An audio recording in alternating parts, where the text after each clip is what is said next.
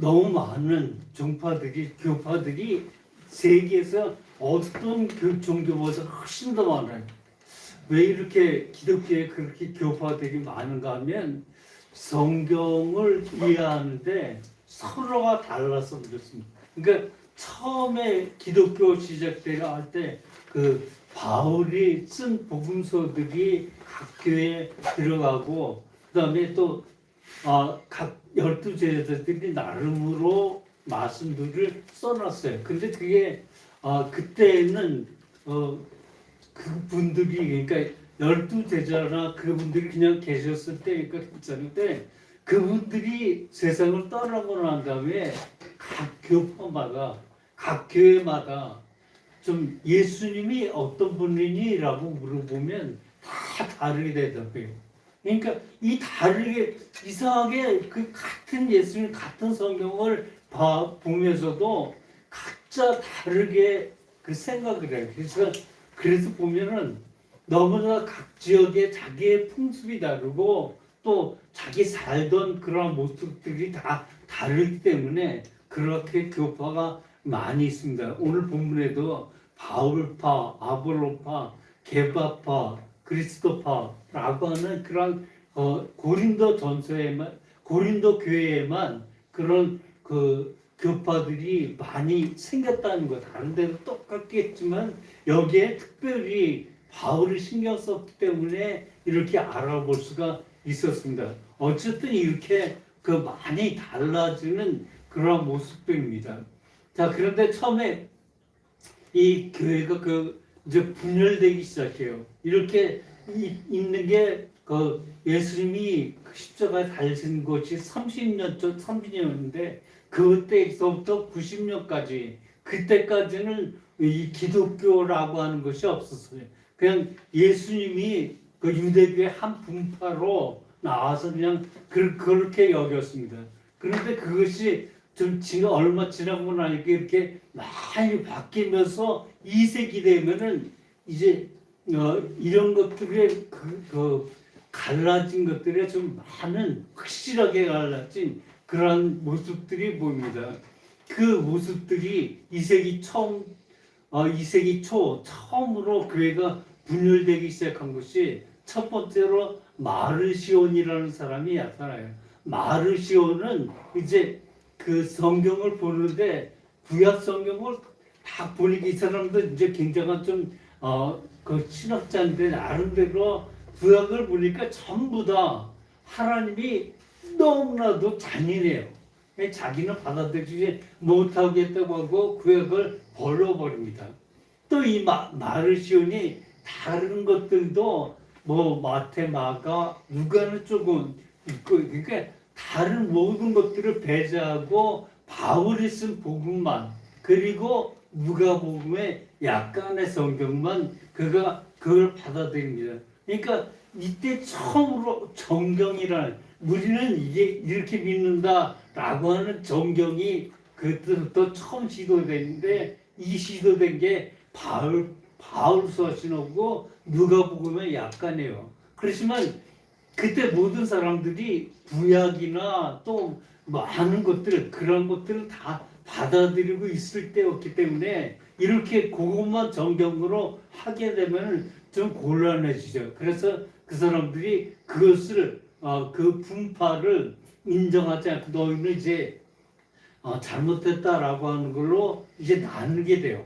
근데 이 사람을 이제 그렇게 이단이라고 그렇게 쳐놓고 나는데 너무나도 많은 사람들이 이 마르시온의 그거를 따릅니다. 그러니까 에베소 이 사람이 그 서아시아 지방 지금의 터키 그 이스탄불을 제외하고 그 위쪽에서 말씀을 좀 많이 전파해서 거기에 많은 것이 나타나는데 한 300년 가량 이렇게 300년 정도 가다가 결국은 그 사람들이 스스로 좀 여러 가지로 흩어지고 없어졌습니다.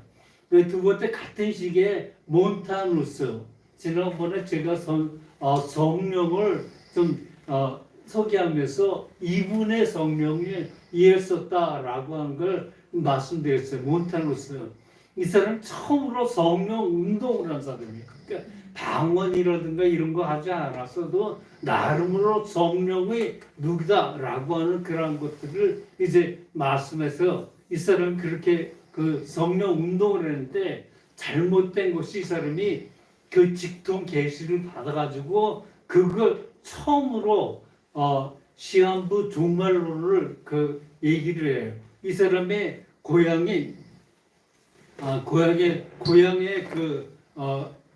오는데 그 고향에서 이제 예수님이 재림하실 것이다라고 하는 그런 이야기를 했는데 이제 그 사람도 그것이 안 돼가지고 결국 그 사람도 이해단으로 몬타로스도 그렇게 지난번에 얘기한 대로 이게 추출됐어요. 그 다음에 이제 3세기 초인데 3세기 때쯤 되면 이제 로마 교황의 로마 황제의 그 사람들은 이제 로마 황제들은 다 그리스도 아니 그 사람들이 이제 제우스라든지 이런 신들을 제우스로 섬겼어요. 어쨌든 그래서 그 사람들이 이제 하도 그 정부에서 하다 보니까 배교자들이 많이 나왔어요.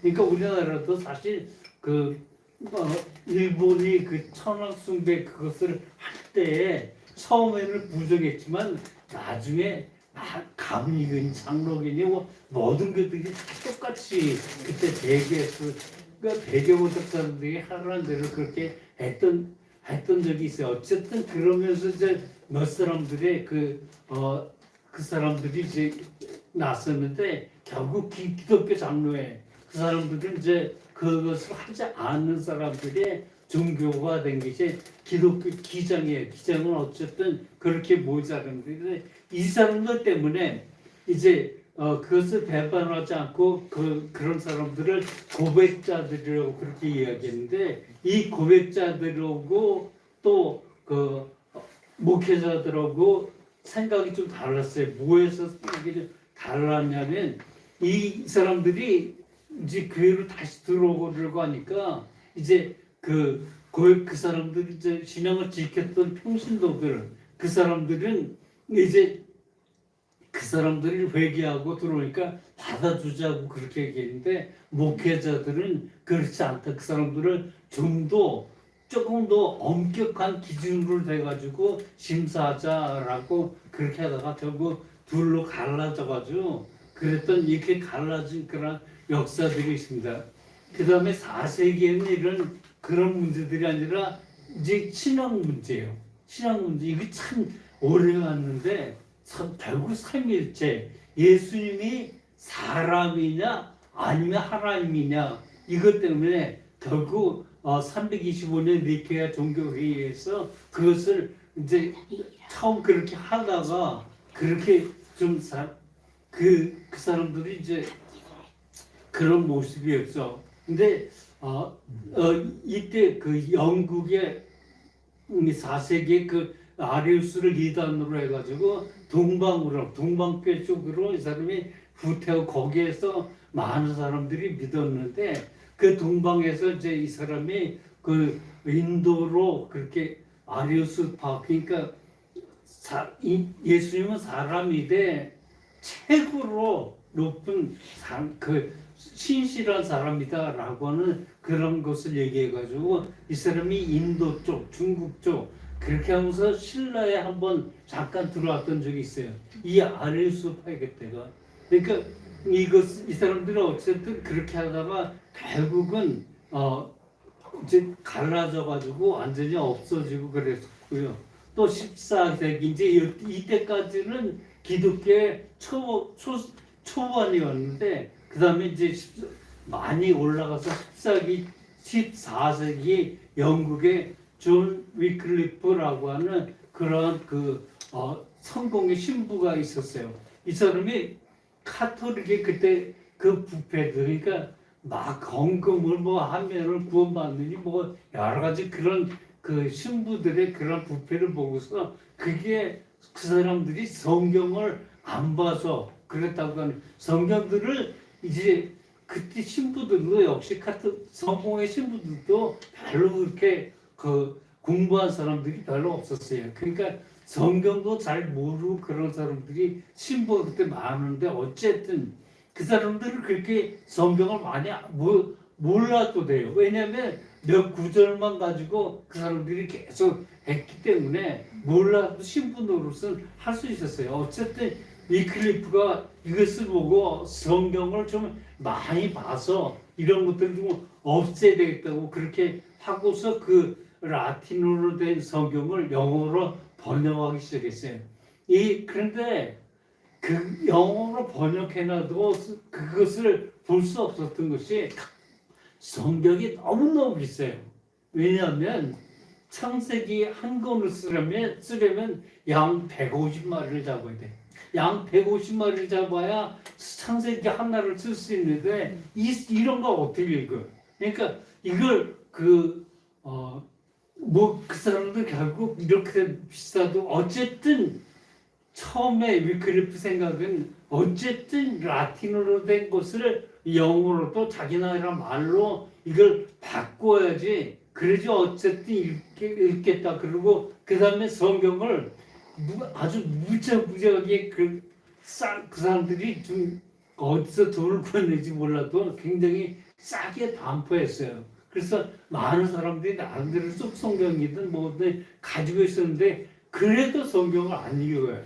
그러니까 이 사람들이 이렇게 된 거 이제 그 사람은 영국에서 그렇게 했는데 영국의 옥스퍼드 대학에 그 체코에서 많은 청년들이 와서 그것을 위클리프의 그런 것을 듣게 돼요. 그 듣게 돼가지고 이제 체코에 가서 나름대로 자기 대학에서 그 나름대로 그런 것들을 이제 위클리프가 한 것들을 이제 전파하기 시작해요. 근데 여기 20년 뒤에 체코의 얀 후스라고 하는 그런 그 목회자가 나와요. 얀 후스는 이 청년들이 말하는 위클리프의 그 아주 확실하게 영향을 받아가지고 그것으로 인해서 종교 개혁을 시작하게 돼요. 위클리프와 이제 야누스에게 야누스는 이제 그런 것을 그 체코에 설명하기 시작했는데 그때 그를 따른 그런 무리들이 모라비안 교도들. 그러니까 이 사람들은 참 경건주의 사람들이죠. 모라비안. 웨슬리가 나름으로 많은 영향을 얻었다고 하는 그런 얘기가 있죠. 또 1517년, 20년 뒤에요. 그러니까 야누스보다 20년 뒤에 우리가 이제 진짜 이 사람들은 이제 부분적으로 종교개혁을 시작한 사람이고 루터는 1517년 10월 31일 날 95개 주양문 나름대로 이걸 선고하셨던 것은 그때 그 인쇄술이 발달해가지고 그 종이도 나름대로 좀 많이 싸지고 그 다음에 만들 줄 알게 되고 그래서 그걸로 이 사람이 루터의 그 95개 조약문이 많은 나라로 들어갈 수 있게 됐어요. 그래서 종교개혁을 확실히 성공할 수 있었죠. 또 같은 시기에 스위스 주리에서 쥐빙글리라고 하는 그런 사람이 루터와 같은 생각을 했어요.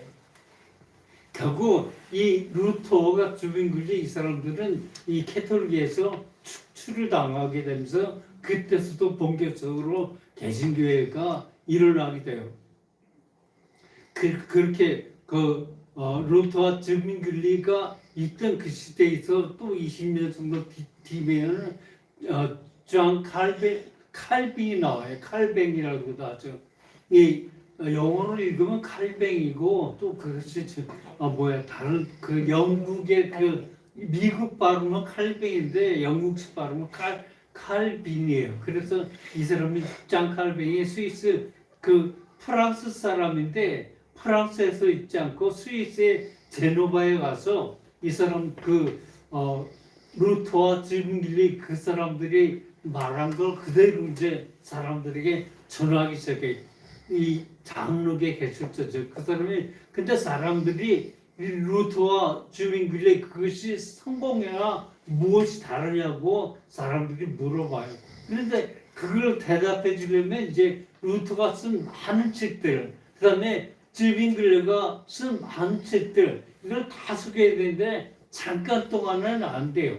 한 학기 분 그렇게 대학에서 강의하면 한 학기 분인데 이 사람들이 우리는 그 학교에 갈 수 없으니까 짧게 좀 확실히 그 사람들의 의견을 좀 들을 수 있게 해달라고 칼뱅에게 그렇게 이야기를 해요. 그때 이것을 이제 칼뱅이 그 책을 다 읽어가지고 그것을 정말 요약해가지고 한 학기 대학에서 강의할 걸 한 3시간 만에 다 읽을 수 있도록 그 책을 아주 요약해서 확실하게 사람들에게 먹혀둘 수 있게 그것을 해요. 그것을 그렇게 쓰는 것이 기독교 강요입니다.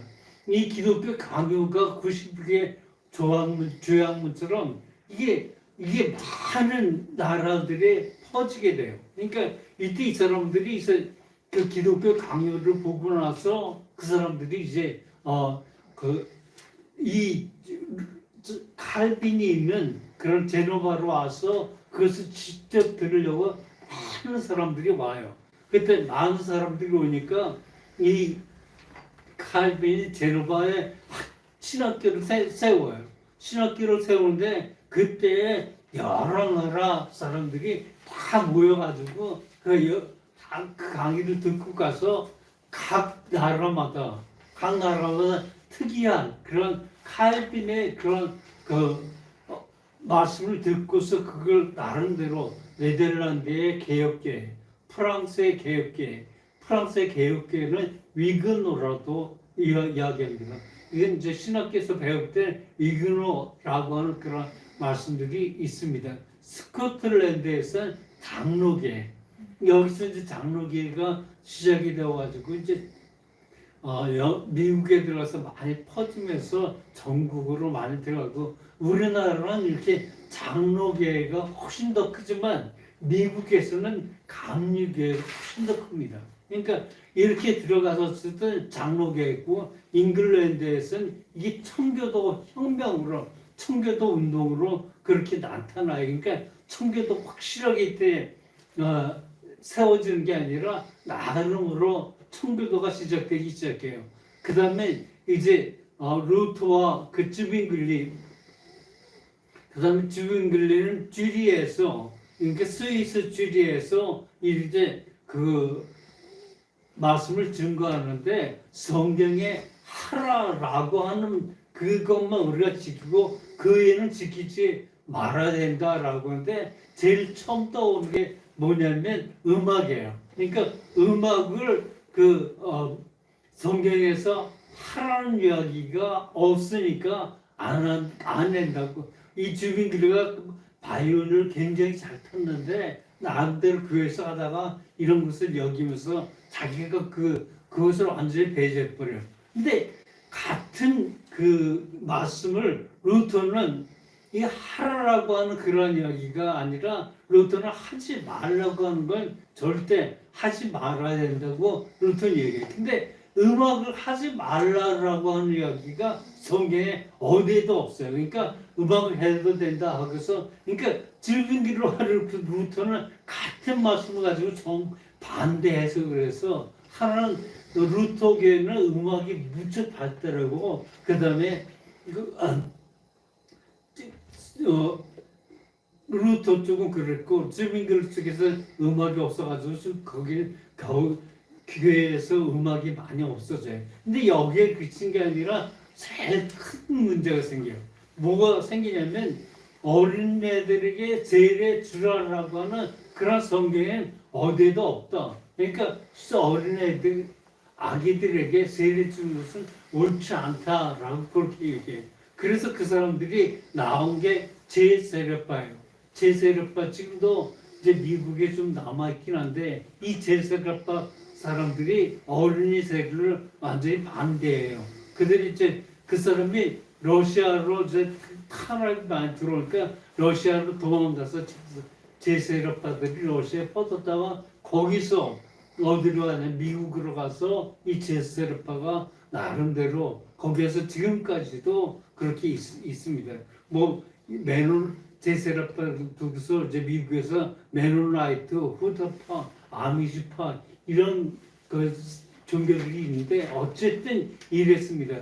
그 다음에 1534년 영국에서 굉장히 좀 큰 일이 벌어지죠. 어떤 일이 벌어지냐면 좀 어처구니 없는데 헨리 8세가 자기 아내가 아들을 낳지 못해서 가지고 이제 다른 그 시니어였던 그런 사람과 이제 좋아지게 돼서 이제 그 왕청에게 뭘 해달라고 하냐면 이혼을 하게 해달라고 그렇게 이야기해요. 그런데 그것을 허락하지 않죠. 그러니까 이 헬리파스의 그 믿는 그런 사람들이 다른 그런 사람들이 어떻게 하냐면 우리도 이제 루터처럼 우리도 주민글처럼 우리도 이제 개혁을 좀 하자라고 해가지고 영국 교회를 개혁하게 돼요. 그러면서 그들이 발표한 게 뭐냐면 수장령을 발표해요. 수장령은 영국 왕의 교회 우두머리다라고 하는 그런 수장령을 발표해가지고 결국 그 영국의 성공회가 되었습니다. 이제 그렇게 해서 성공회가 갈라졌고 엘리자베스 그다음 여왕이 탕평책 유럽에서 정치적으로 무척 어려워. 그러니까 극단의 카톨릭이거나 이 성공회가 극단의 카톨릭이거나 극단의 개신교거나 이걸 하지 않고 중간으로 이 엘리자베스 왕이 탕평책을 그렇게 썼어요. 그런데 좀 시간 지나가면서 그 좀 세월이 좀 지나가니까 일군의 그 청년들이 성공회 안에서 카톨릭의 잔재들이 너무 많으니까 이것을 제거해 달라고 영국 왕에게 요구해요. 이것을 거절되고서 영국 엘리자베스 여왕이 그걸 거절하니까 이 사람들이 따로 이제 그렇게 나가게 되는데 그때 청교도들이 이제 두 번째로 완전히 여기서 어느 정도 완전히 성장해요. 그 청교도들이 이 성공에서 나와서 이제 장로교회, 그 회중교회 뭐 그런 것들을 이제 같이 여럿이서 모아서 하게 되는 거 봅니다. 어쨌든 이 성령 운동 이런 것들을 이제 그렇게 되어져 갖고 이제 감리교 웨슬리가 감리교를 시작하게 됐죠. 감리교는 대단한 게 뭐냐면 웨슬리가 나름대로 그 감리교를 세웠는데 여기서는 크게 성공하지 못하고 미국에 가서 감리교를 세웠는데 여기가 남부 쪽에 가는데 남부에서 그 감리교가 그 미국 전체의 그 제일 큰 교회 중에서 감리교가 제일 크게 돼요. 이 사람들이 처음에는 이제 웨슬리가 가난한 자들에게 그렇게 거해서 그런데 1776년 독립하고 나서 이제 남부에 이 감리교가 있었는데 남부에는 이 목화 농장이 세계에서 제일 큰데 이 목화 농장에서 일할 사람들이 없으니까 이게 아프리카에서 사는 흑인들을 그냥 잡아와가지고 노예로 만들어서 이 목화 밭에서 일을 하게 해요. 근데 감리교회가 이걸 처음에 이런 것들을 반대했거든요. 반대하다가 그 사람들이 이제 자기들이 남부에 있잖아요. 남부에 있는데 이 전부 다 거기에 사실 돈이 거기에서 가장 많이 그러니까 남부를 움직이는 그런 것이 이 묵카밭인데 이 노예들인데 그 노예 제도를 없애자고 반대를 처음에 감리교회 사람들이 웨슬리가 이런 것들을 반대했으니까 같이 반대를 해요. 그런데 조금 지나다 보니까 은근히 그런 것들을 묵인해줘요. 그러니까 하지 말라고 적극적으로 하다가 묵인하다 나중에 찬성을 해. 그러니까 노예들을 찬송하니까 이 찬송하는 그런 목사들을 이때 이 미국에서 감리교는 원래 파손되죠. 제가 처음 들었을 때도 이제 파송제에서 약간 벗어났을 때부터 이제 그렇게 됐는데 그때도 파송됐어요. 그러니까 우리나라는 그렇게 파송돼서 벗어난 게 오래지 않은데 어쨌든 이런 파송 오지마로 그렇게 해요. 그런데 이 결국 이 사람들이 그 나와가지고 그렇게 산적 오지마로 그렇게 갑니다. 그렇게 가다가 이 사람들이 이제 나름대로 이렇게 갈라지게 되고 그 다음에 그 교회들 지금은 이렇게 하면서 이 앞에 있는 이 그런 회전석을 그렇게 경매하기 시작했어요. 예배드리는데 그 커다란 성전에 그 앞에 이 사람들을 미국 우리나라 헌금을 참 많이 해요. 우리나라가 제일 헌금을 많이 해요. 근데 이때 이 사람들을 헌금을 안 하니까 교회 운영을 할 수 없어요. 그걸 어떻게 뭐냐면 그 연초 되면 경매를 해요. 뭘 경매하냐면 앞자리 한 서너 줄을 아주 특이석으로 해가지고 여기에 경매를 붙여요. 그 다음에 또 경매, 그 다음에 또 경매. 그러니까 돈이 없는 사람들은 저 발코니 그런 쪽에서 예배를 드려야만 했어요. 이것을 처음에 이렇게 하다 했는데 이걸 반대한 그런 모습들에서 여기서 떨어져 나오는 것이 자유감리교회라고 이렇게 하면서 이 오렌지 스코트 목사에 의해서 이렇게 자유감리교회가 떨어져 나오고 여기서 떨어져 나온 교회가 나사렛 성결교회 또 나중에는 구세군 이런 것들이 감리교회 안에 이런 것들 때문에 떨어져 나오게 됩니다. 그 다음에 이제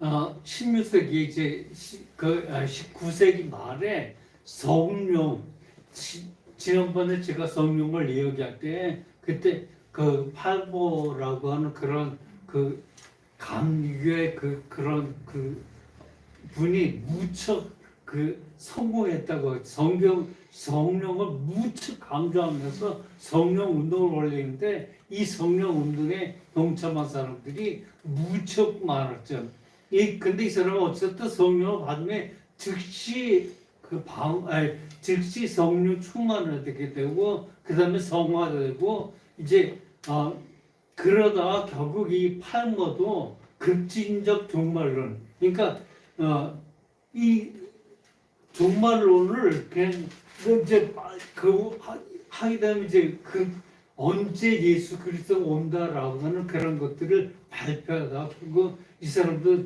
이제 반대파들이 나와서 교회가 떨어져 나가요. 그 다음에 오순절 교회가 이제 생기기 시작했죠. 그때 나갔을 때 1894년에 필그림 성결 교회가 역시 감리교회에서 빠져나옵니다. 그 다음에 더욱 중요한 건 1901년 1월 1일 그러니까 20세기 아주 제일 첫날 이 찰스 파람이라고는 감리교 목사가 이제 스위스에서 나름대로 이렇게 적게 교회를 신학교를 하게 되는데 거기에 1901년 1월 1일 날 성령 운동을 하면서 그 신학교에서 이제 종교 영신 예배를 드리는데 무척 많은 은혜를 받았죠. 그러니까 여기에 어떤 자매가 하나 와가지고 저에게 좀 안수해달라고 하니까 안수해 주는데 그 방언이 터져나요. 그때 전까지 성령 운동을 많이 해도 방언 이런 걸 몰랐어요. 근데 1901년 1월 1일 송구 영신 예배 때 이 여자가 이 찰스 파렘이라는 그런 감리교 목사님이 그 안수해 주니까 안수하는데 갑자기 중국말이 튀어나와요. 저도 똑같이 그 부흥 강사 와가지고 저도 똑같이 이렇게 안수하는데 저도 다른 사람들은 방언을 좀 이상하게 하는데 저는 갑자기 중국말을 하기 시작했어요. 저도 똑같은 것을 이게 잘못됐나 그랬더니 이렇게 보다 보니까 나도 그쪽에 속한다고 은근히 자부심이 좀 생기게 돼요. 그러니까 이런 모습으로 교회가 하나는 이렇게 나갔다고 하는 걸 전체적으로 좀 보면서 말씀을 보았습니다. 나중에 이게 사실은 한 교단 목회자마다 이렇게 하나에 뻗어나간 그걸 가지고 한 주에 그 성경 설교를 해야 되는데 전체를 제가 지금은 전체 그냥 스미드 그렇게 말씀 좀 드렸습니다. 아멘. 예, 기도하자.